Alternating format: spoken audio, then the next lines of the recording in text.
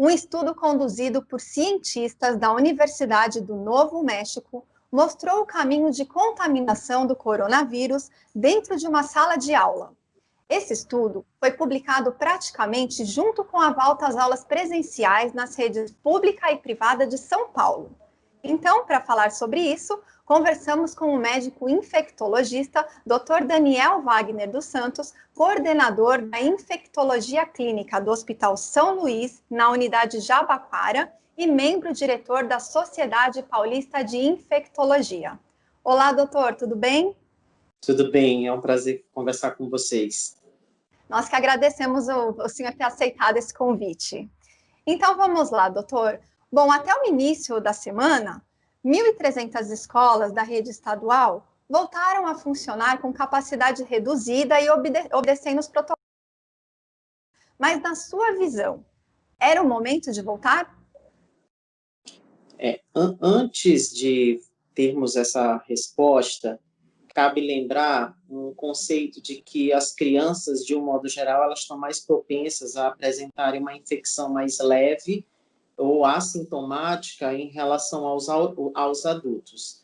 E elas apresentam a capacidade de transmissão semelhante, tá? Também são detectados poucos surtos em unidades escolares que tenham um impacto significativo, que tenham sido documentados na literatura. Mas se nós formos ver a evolução da pandemia nas últimas semanas e no último mês, com uma redução da taxa de transmissão, que é um coeficiente que nós chamamos de RO, menor do que 1, parece que a gente está caminhando para uma diminuição real do número de casos. Esses são dados de últimas semanas. Obviamente, o cenário atual já começou a se modificar. Então, significa que nós temos uma menor transmissibilidade acontecendo, né? Então, nós temos também exemplos de outros países que vivem a mesma ou já viveram a mesma situação que o Brasil, e à medida que esse platô ele começou a declinar, né, se iniciaram essas reaberturas, né? Então, o que cabe lembrar é que as escolas, em geral, são os últimos estabelecimentos a voltar a funcionar. E não esquecer as pessoas,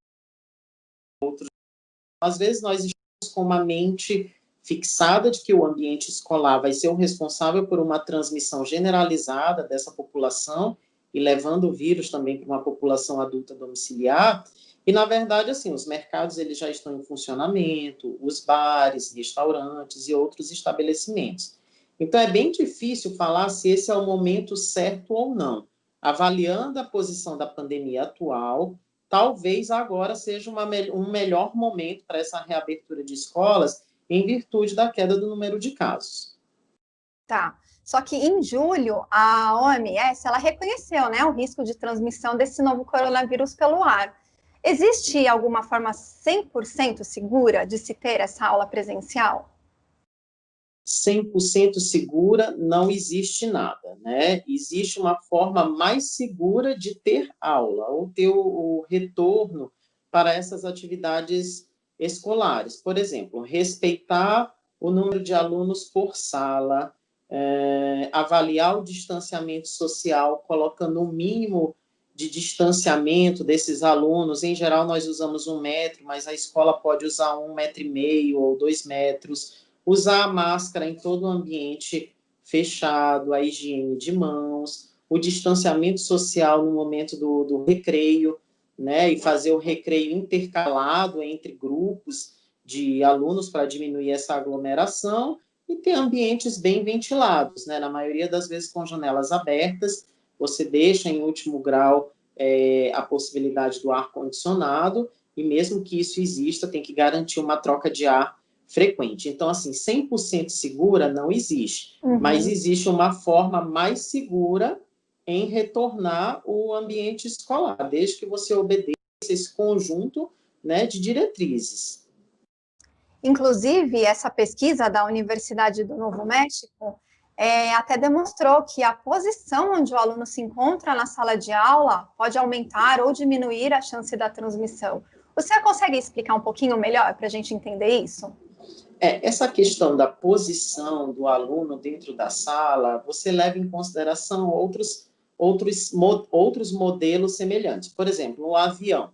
O avião, você pensa nas cadeiras do avião, as cadeiras que estão à frente, que estão atrás e que estão dos lados, que teoricamente você deveria obedecer, saltear essas cadeiras, tanto à frente quanto no lado, quanto atrás. A questão escolar, ela é muito semelhante, né? Se você quer ter uma segurança, você pode fazer isso. Eu, particularmente, não acredito que a posição da criança ou do adolescente dentro de uma sala de aula vai interferir como uma variável tão segura em relação a essa transmissibilidade, mas sim em relação àquele conjunto de fatores que eu te falei anteriormente. Inclusive, o senhor até citou também a questão do ar-condicionado ou janelas abertas, e na pesquisa eles falam muito isso, né? Realmente o ar-condicionado propicia essa transmissão? Ele funciona num ambiente fechado, né? Então, se você tem um ambiente fechado com pouca troca de ar, você vai ter uma transmissibilidade maior. Então, se você tiver que ter ar-condicionado, tem que garantir a troca, tantas trocas de ar por minuto ou por hora, né? Para garantir isso. O que eu acho que é muito importante que a família esteja consciente é que todas aquelas variáveis que eu falei anteriormente, elas devem ser obedecidas, e a triagem de sintomas, que é os sintomas respiratórios, sintomas gripais e febre, essa triagem ela deve ser feita com compromisso não apenas pela escola. A escola pode fazer isso, embora isso tenha uma baixa evidência pela Organização Mundial de Saúde. Mas a própria família da criança e do adolescente ela tem que se comprometer a obedecer esse tipo de triagem. Então, a mãe e o pai não pode mandar para a escola aquela criança que está com dor de garganta, que está com coriza, que teve um episódio febril. Algumas vezes é sabido que algumas famílias não têm como cuidar das crianças e o momento que ela permanece na escola é um momento em que você vai utilizar para fazer as suas atividades laborais, né? Então, esse compromisso da família com os sintomas ele é importante. E o canal, o diálogo entre família e diretoria de escola e professores, ele tem que estar sempre aberto para que você possa discutir essas situações. Com certeza. Inclusive, o doutor, outro dado da pesquisa sugere também que cada mesa onde o aluno sentar tem aquela proteção de vidro ou acrílico, que segundo a pesquisa diz que diminui em 92% a chance de transmissão pelo ar. Agora, quando a gente pensa na rede pública, isso é um custo inviável, né? A gente pode pensar numa forma mais sustentável de frequentar a escola sem o risco? Essas são medidas que alguns países europeus e orientais, o Japão, por exemplo, ele tem um retorno às aulas com todas essas cabines, né, fechadas com material acrílico.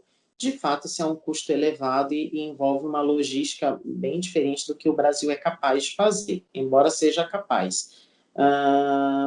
Eu acho que a questão do sustentável, ela não teremos uma opção tão sustentável para ter uma garantia de retorno à aula num ambiente público sem esse risco de transmissibilidade. Porém, o compromisso com todas aquelas variáveis do distanciamento social, né, do uso do álcool gel, a quantidade de alunos por turmas, a frequência do recreio, tudo aquilo que eu citei anteriormente, pode ser uma prática adotada tanto no ambiente público quanto no ambiente privado. E o compromisso familiar com relação aos sintomas gripais com as diretorias é algo extremamente importante. Eu acho que se juntarmos tudo isso, nós teremos uma forma de ter aula mais segura, uma reabertura mais segura. E a análise desses dados futuramente, todos nós estamos aprendendo com a pandemia. Uma outra questão importante, e eu acho que fica como lição para nós, até o momento, a ciência, ela não tem mostrado uma evidência tão fiel de que o fechamento das creches e escolas terá um impacto na quebra dessa cadeia de transmissão do SARS-CoV, que é o agente da Covid-19, né? Então, até o momento, as evidências elas indicam que esse fechamento ele é uma medida isoladamente improvável de bloquear essa cadeia. Então, muitas vezes, o aluno ele deixa de frequentar a escola ou a creche e ele frequenta restaurante, ele frequenta um shopping, ele vai para um bar, faz aglomeração ao redor da sua casa, com os vizinhos, na quadra do condomínio, na piscina. Então, muitas vezes, nós estamos focados no bloqueio da aula, né, do fechamento de creches e escolas, sendo que nós não obedecemos o isolamento ou as outras medidas de distanciamento e de higiene de mãos nos outros ambientes, tá? Então, até o momento, a ciência, o que há de publicado de literatura médica, em especial europeia e até asiática, é de que essa medida isoladamente ela não tem um impacto tão importante, mas sim a adesão dessas medidas em todos os cenários em que nós frequentamos, incluindo essas crianças. Muito obrigada, doutor, pela sua explanação. Acho que a gente acaba acalmando um pouco os pais, né, que estão aflitos nesse momento, não sabe se manda os filhos, se não mandam. É complicado, né? Mas muito obrigada pela sua entrevista. Obrigado, eu que agradeço a oportunidade de conversar com vocês. Obrigada, doutor. E o programa de hoje fica por aqui. Até a próxima edição.